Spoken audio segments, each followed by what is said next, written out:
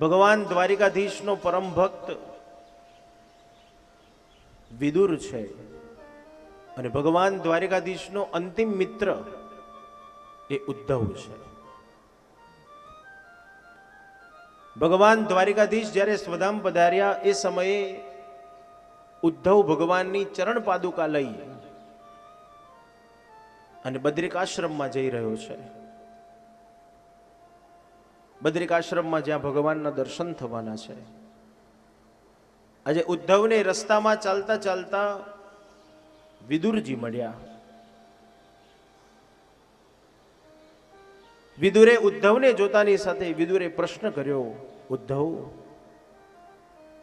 મારો સ્વજન અનુજ કે બંધુ કોઈ મળ્યું હોય તો તે આપ છો. અને આપને જોતાની સાથે મને એક પ્રશ્ન થાય છે કે મારો ભગવાન દ્વારિકાધીશ કુશળક્ષેમ બિરાજે છે ને? મારો ભગવાન શાંતિથી બિરાજે છે? અને જ્યાં સમાચાર ઉદ્ધવે સાંભળ્યા અને ઉદ્ધવની આંખમાં આંસુ આવી ગયા. અરે વિદુર, તું જે ભગવાનના ખબર અંતર પૂછું છું ને, હા, એ ભગવાન તો સ્વધામ પધારી ગયા. ભગવાન સ્વધામ પધારી ગયા. હા. અરે ઉદ્ધવ, તમે કેટલા પુણ્યશાળી છો, કેટલા ભાગ્યશાળી છો કે પ્રભુના અંત સમય સુધી તમને પ્રભુની સેવા મળી હશે. હા વિદુર, આ જીવે એટલું પુણ્ય તો કર્યું છે કે પ્રભુના અંત સમય સુધી પ્રભુની સેવા મળી છે, પ્રભુનો સત્સંગ મળ્યો છે. તો ઉદ્ધવ, મને એક પ્રશ્ન થાય છે, જો પ્રભુના અંત સમય સુધી તમે પ્રભુની સાથે ને સાથે રહ્યા હો તો ભગવાન દ્વારિકાધીશ સ્વધામ જતા પહેલા એક વખત આ તુચ્છ વિદુરને યાદ કર્યો તો ખરો? વિદુર પ્રશ્ન પૂછે છે, મને ભગવાને યાદ કર્યો હતો?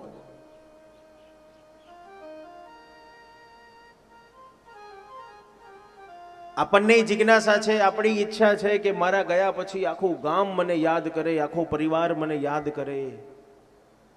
ક્યારે કરે? આખી જિંદગી લોકોને જો પ્રેમ આપ્યો હશે તો ચોક્કસ આપણા ગયા પછી આખો સમાજ, આખું ગામ બધા જ યાદ કરશે. પણ આખી જિંદગી લોકોનું લેવાની જ વૃત્તિ રાખી હોય તો બોલો કોણ યાદ કરે?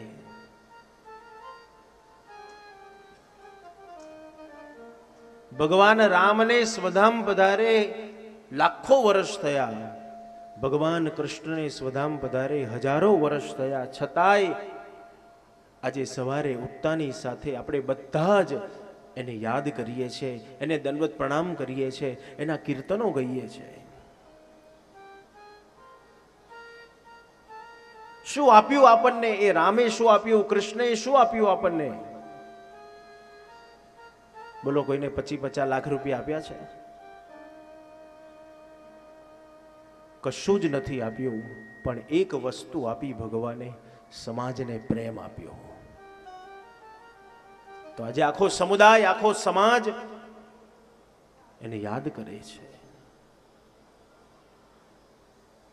વિદુરે પ્રશ્ન પૂછ્યો, મને ભગવાને યાદ કર્યો તો?